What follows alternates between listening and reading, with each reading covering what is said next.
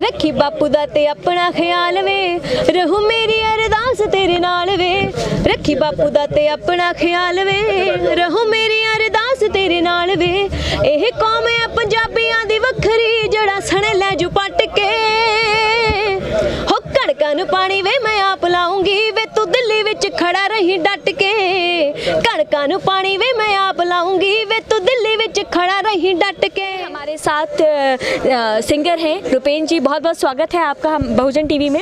रुपेन जी, आपसे जानना चाहेंगे इस किसानों के आंदोलन में जब आप शामिल हुई, कैसे इंस्पिरेशन आई कि आप यहाँ पर आ गए? देखिए, जब से शुरुआत हुई है इस संघर्ष की, तो हमने सबसे पहले शंभू बॉर्डर को हमने ब्लॉक किया था। अच्छा। तो डे 1 से जब से शंभू को हमने ब्लॉक किया था, टोल प्लाजा को, तो उस दिन से मैं इस मोर्चे के साथ जुड़ी। यानी पहले दिन से जी। उसके बाद हमने मोहाली में, पंजाब में, चंडीगढ़, हमने वहाँ पर भी मोर्चा एक खोला और वहाँ पर भी हमने रैली एक की। वन बाय वन जैसे जैसे हुआ, मीटिंग्स भी कुछ अटेंड की। जितने भी हमारे सूझवान जो हमारे आगू हैं, हमारे यूनियंस हैं, किसान यूनियंस, तो उनके साथ बैठने का भी मौका मिला, सुनने का, और काफ़ी कुछ समझने को भी मिला। क्योंकि इतना ग्राउंड लेवल पे कभी सोचा भी नहीं था कि कभी ऐसा होगा, इस तरह का एक मूवमेंट होगा और इतना बड़ा रूप ले लेगा कि वो वर्ल्ड का सबसे बड़ा प्रोटेस्ट बन जाएगा। तो आज अगर हम बात करें, जितने भी हमारे किसान बुजुर्ग, हमारे भाई यहाँ पर आए हैं, यहाँ पे एक मोर्चा, वो डटे हुए हैं इस मोर्चे पर। मुझे लगता है कि अब सरकार को इस चीज़ के बारे में सोचना चाहिए, क्योंकि इतनी ठंड में यहाँ बाहर रहना, सड़कों पर आके रहना, ये कोई बहुत इजी नहीं है। तो अब सरकार को एक अच्छा सूझवान एक स्टेप लेना चाहिए, जिसमें वो लगे कि हाँ, ये सरकार एक अच्छी सरकार के रूप में सामने आए और वो लोगों के, आम नागरिकों के हक में है। लेकिन अब तक उन्होंने इस तरह से कुछ नहीं, वो बड़े उन कान अपने बंद करके और आंखें बंद करके मूंद के वो बैठी है कि हमें ना सुनाई देता है ना दिखाई देता है। तो अभी उन्होंने जो वो एक जिद पे अड़ी हुई, जैसे लगता है कि जिद पे अड़ी है। लेकिन वहीं रुपेंद्र जी, जो सरकार के समर्थक है ना, वो ये कह रहे हैं कि जिद पे किसान अड़े हुए हैं, वो अमेंडमेंट की बात नहीं कर रहे हैं, वो ये नहीं कह रहे हैं कि कुछ बदलाव लाए, वो कह रहे हैं कि खारिज कर दो। ऐसा किस चीज़ की चाहिए? क्योंकि इसमें कुछ, जितने भी 3 इन्होंने बिल्स पास किए हैं, उसमें कुछ भी हक में नहीं है किसानों के। अगर हम चेंजेस की हम बात कर लें कि ठीक है, इसमें थोड़ा सा एडिशन हो जाए या कुछ हो जाए, वो इस बेस पे हो सकता है कि अगर थोड़ा बहुत भी हक में हो। अगर वो प्राइवेट करने की बात कर रहे हैं, तो वो तो किसी हालत में नहीं हो सकता। उसके बाद मंडी बोर्ड को ख़त्म करने की बात है, MSP को ख़त्म करने की बात है, तो हर चीज़ जो है वो किसानों के खिलाफ ही है। अभी किसान खुदकुशियाँ कर रहे हैं, मर रहे हैं, उनके खर्चे नहीं पूरे होते हैं। वो जितने आज भी उनको वो MSP भी इन्होंने, पहले थी अब नहीं है, जब थी MSP तब भी उनको उस रेट पर अपनी फसलें नहीं वो बेच पाते थे। उनको बेचने के लिए दूर दूर जाना पड़ता था कि अगर यूपी का किसान वो पंजाब में आकर बेचता था, उनको वहाँ पे भी नहीं मिलता। अब इन्होंने पहले यूपी में ये किया था, यूपी बिहार में, तो अब वो चीज़ यहाँ पे पूरे इंडिया में इन्होंने लागू कर दी है। तो यूपी का किसान आप खुद देख लीजिए कि कहाँ पे पहुँच चुका है। आज वो एक खुद अपने खेतों में मजदूर का काम कर रहे हैं, जहाँ पर वो एक मालिक था किसी ज़मीन का, खेतों का, आज वो खुद वहाँ पे मजदूरी करने के लिए मजबूर है। तो ये चीज़ वो चाहते हैं कि पूरे इंडिया में हो जाए, और कॉरपोरेट घरानों को खुश करने के चक्कर में जो भी इन्होंने ये कानून पास किए हैं, इसमें आम नागरिक का तो उन्होंने सोचा ही नहीं है। इसके साथ ये अकेला किसानों का नहीं है, अब इसमें मजदूर भी आ गए हैं, इसमें छोटे किसान भी हैं, जिनके छोटी खेती, जिनके पास थोड़ी थोड़ी ज़मीनें थी, जो डेली बेसिस पे कर रहे थे। इसके अलावा दुकानदार भी। तो जब अन्न ही नहीं होगा तो फिर लोग खाएंगे कहाँ से? तो ये आम लोगों की लड़ाई है, ये अकेले किसान की लड़ाई नहीं है, अब ये आम लोगों की भी लड़ाई है। आज नहीं, अगर 1 साल भी अगर किसान उगाना बंद कर दे अपनी फसलों को, तो हम देखेंगे कि इंडिया कहाँ पर जाएगा और अन्न कहाँ से इनको खाने को मिलेगा। इतना तो स्टोर नहीं किया होगा कि ये सारी दुनिया को खिला पिला के सुला सकते हैं। अभी तक उन्होंने सब झूठ ही बोले हैं। नोटबंदी भी झूठ था, सबसे बड़ा झूठ कि हमारी जी काला धन जो है वो ख़त्म कर दिया जाएगा। काला धन जो था, सबसे ज़्यादा काला धन किनके पास था? वो काला धन तो पॉलिटिशियंस के पास ही था, और जिनके पास था उनको पहले ही बैंकों में बंद करा के, जमा करा के उनको बाहर भेज दिया गया। तो ये जो चालें चली गई थी, आम लोगों का पैसा हड़प लिया, जिन्होंने बड़ी कम मेहनत से अपना 4 पैसे इकट्ठे किए थे, उनके भी पैसे जेबों से और तिजोरियों से निकलवा लिया गया। और 15 लाख का झूठ जो था कि 15 लाख जिता दो जी, 15 लाख आपके अकाउंट में आएंगे, तो एक तो झूठ था उनका, एक मतलब कोरा झूठ था। अभी भी अगर वो ये अपने को सच्चा साबित करने की कोशिश कर रहे हैं, तो हमारे इंडियंस जो हैं उनसे ज़्यादा मूर्ख मेरे ख्याल से दुनिया में कोई नहीं होगा। अभी भी समझ जाएं तो अच्छा है, और आने वाले समय में ऐसे हाथ जोड़ दें दूर से, वही अच्छा है। कि हमारे देश का प्रधानमंत्री जो वो बोलते हैं कि हमने किसानों के लिए, उनके हक में ये कानून बनाए हैं, वो बार बार इस बात को साबित करने की कोशिश बार बार कर रहे हैं। एडवर्टीजमेंट्स के राह से वो इसको वो प्रूव करने की बात कर रहे हैं। लेकिन जिनकी शहादत हुई है, हम उन्हें शहीद का दर्जा दे रहे हैं, क्योंकि उन्होंने अपने घरों से बाहर आके वो यहाँ बैठे हैं, उन्होंने शहादत दी है। लेकिन हमारे प्रधानमंत्री को इस चीज़ से कोई फ़र्क नहीं मुझे लगता कि पड़ा। उन्होंने कृषि कानूनों से रिलेटेड जितने भी यहाँ पर चीज़ें चल रही हैं, यहाँ पर जितनी भी चीज़ें चल रही हैं, वो सिर्फ वो चुप करके देख रहे हैं। उनको एक एक चीज़ का पता है, और इसके खिलाफ यहाँ पर बहुत कुछ हो भी रहा है। लेकिन हमारे किसान भाई जो हैं यहाँ पर बहुत शांतमयी तरीके से अपना प्रोटेस्ट कर रहे हैं। लेकिन हम उम्मीद करते थे, हमें उम्मीद थी कि हमारे प्रधानमंत्री जो हैं वो किसानों के बारे में कुछ छोटी मोटी स्टेटमेंट तो देंगे।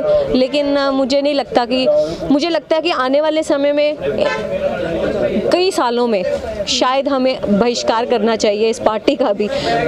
मुझे ओपनली बोलने में कोई दिक्कत नहीं है, क्योंकि हमने पिछले 6 साल से जो भुगता है, 6-7 साल से, मुझे नहीं लगता कि हमें आने वाले समय में इनको मौका भी देना चाहिए। जितना इन्होंने आम लोगों के साथ ज्यादती की है, हकों को छीनने की कोशिश की है, फ्रीडम को छीनने की कोशिश की है, ये चाहते हैं कि यहाँ पे एक तानाशाह सरकार बने, तानाशाही चले, और जिसमें सिर्फ बातों को थोपा जा रहा है, जिसमें अगर कोई बोलने की कोशिश भी करता है तो उसे खरीद लिया जाता है। उसकी फ्रीडम ऑफ स्पीच को भी ये बंद करने की कोशिश करते हैं कि किसी भी तरीके से आवाम तक बात ना पहुंचे। तो ये बड़ी शर्मनाक बात है कि उन्होंने एक भी स्टेटमेंट नहीं दी। अगर जो शहीद हुए हैं, तो लोग भी बहुत सियाने हो चुके हैं, बहुत समझदार हैं। अब जो राजनीति वाली चालें हैं वो यहाँ नहीं चल रही हैं, इसलिए उनका कुछ बस नहीं चल पा रहा है सरकार का कि इस आंदोलन को कैसे ख़राब किया जाए। बहुत सारी कोशिशें भी हो रही हैं, लेकिन ये ऐसी तरह से शांतमयी तरीके से आंदोलन चलेगा, क्योंकि मैं भी इस आंदोलन का हिस्सा हूँ।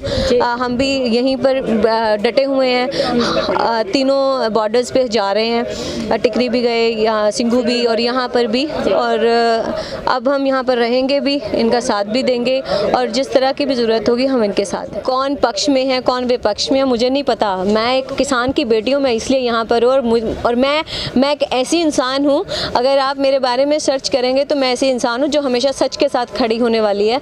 कभी मैंने झूठ का सहारा नहीं लिया, और हमेशा सच के लिए आवाज़ को अपनी बुलंद किया है। और यहाँ पे भी सच की लड़ाई चल रही है, यहाँ पे हक की और सच की लड़ाई है, इसलिए मैं इन सब के साथ हूँ। और मुझे किसी विपक्ष से नहीं कोई लेना देना, और ना मुझे किसी भी सरकार से, मौजूदा सरकार से भी कोई मुझे डर नहीं है। हम सिर्फ अपने किसान भाइयों के लिए, क्योंकि हम भी एक किसान परिवार से आते हैं, इसलिए हम आज इस संघर्ष का हिस्सा हैं। और मुझे लगता है कि जो जागती ज़मीर वाले लोग हैं वो यहाँ पर पहुँच रहे हैं, और जैसे जैसे उनको लग रहा है कि ये आंदोलन आगे जा रहा है, वैसे वैसे जो तादाद है वो बढ़ती जा रही है। चाहे वो किसी भी स्टेट से आ रहे हैं, लोग पहुँच रहे हैं, दिनों दिन इसकी जो ताकत है वो बढ़ती जा रही है। और यही एक हमारी बड़ी ताकत है जिससे सरकार हिली हुई है, डरी हुई है। आम लोगों की बात की है रुपेंद्र जी, लेकिन खास लोग भी जो हैं वो इसमें क्यों सामने नहीं आ रहे? खास लोगों से मेरा तात्पर्य ये है कि जिस तरीके से सनी देओल हैं वो चाहें तो इस किसानों के इस मामले पे बोल सकते हैं, ट्वीट कर सकते हैं, लेकिन शांत बैठे हुए। वहीं अमिताभ बच्चन का भी जो है वो एक मुखालफत करने वाला ही ट्वीट सामने आता है। तो क्या लगता है आपको, क्यों इस तरह की जो है वो बयान दिए जा रहे हैं सेलिब्रिटीज़ द्वारा, खास लोग जो है? देखिए, सेलिब्रिटीज़ की तो हम बात ना ही करें तो अच्छा है, क्योंकि उनको अपनी फिल्में भी बेचनी होती हैं, इनको बहुत कुछ करना होता है। तो हम तो सिंगर हैं, हम एक कह सकते हैं कि हम रीजनल सिंगर्स हैं, हम पंजाब पंजाब से आते हैं, पंजाब को बिलोंग करते हैं और पंजाबी का दिया खाते हैं। लेकिन ये जो लोग हैं इनको अपनी मूवीज़ अब्रॉड भी सेल करनी होती हैं सब जगह, तो इनको जैक की ज़रूरत तो होती है, पावर की ज़रूरत होती है। तो इनको लगता है कि मोदी जी के खिलाफ अगर हमने कुछ भी बयानबाजी कर दी तो हमारा कल जो आने वाला है हम खतरे में हैं। तो इसलिए उनसे तो हम उम्मीद ही नहीं करते हैं, जिनको पता ही नहीं है कि कैसे बोया जाता है, कैसे फसल काटी जाती है, तो प्रोसेस ही नहीं जब इनको पता है, तो इनको तो सदियां हो गई हैं वहाँ पे बैठे बॉम्बे में, इनको कुछ पता ही नहीं है। तो हम उनसे कुछ नहीं एक्सपेक्ट करते। और रही पॉलिटिशियंस की बात, जब कोई चेहरा पॉलिटिक्स से जुड़ जाता है तो फिर उनका वो अपनी सिर्फ कुर्सी और अपने ओहदे के बारे में सोचता है। तो इस टाइम जिनका नाम आप ले रहे हैं उनका सिर्फ मेरे ख्याल से ख्याल अपनी कुर्सी संभालने का है कि बड़ी मुश्किल से एमएलए बने हैं तो भाई बैठे रहें, एमपी बने हैं बैठे रहें, तो बस उनका ख्याल अभी वहीं तक है। इसके अलावा वो मुझे नहीं लगता कि आम लोगों के बारे में उनका सोचने का भी समय आया है, शायद आ जाए 2-4 साल बाद। जो हमारा आंदोलन चल रहा है इसके ऊपर ही मैंने एक गाना डेडिकेट किया है। हाँ जी, तो गाने का नाम है हल्ला शेरी। तो ये जो हमारी माताएं, हमारी बहनें जो घरों में बैठी हैं, जिन्होंने हल्ला शेरी देकर हमारे भाइयों को यहाँ भेजा, हमारे बुजुर्गों को, तो ये उनको डेडिकेट किया है। अच्छा सुनाइए। रखी बापू दा ते अपना ख्याल वे, रहू मेरी अरदास तेरे नाल वे। रखी बापू दा ते अपना ख्याल वे, रहू मेरी अरदास तेरे नाल वे। ਇਹ कौम है पंजाबियां दी वखरी, जड़ा सने लै जू पट के।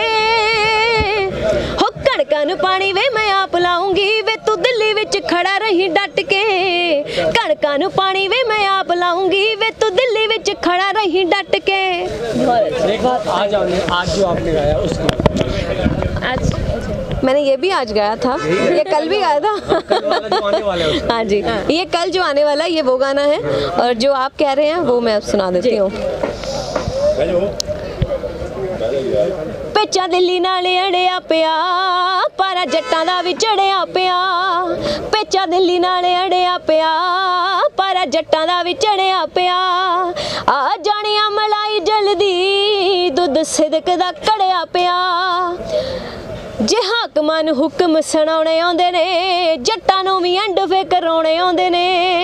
हो मंजी ठोक के छड्डांगे छड़े दी, तंग मुल्क नूं करिया पिया। पेचा दिल्ली नाले अड़िया पिया, पर जट्टां दा भी चढ़िया पिया। सरकार को क्या संदेश देना चाहेंगे आप?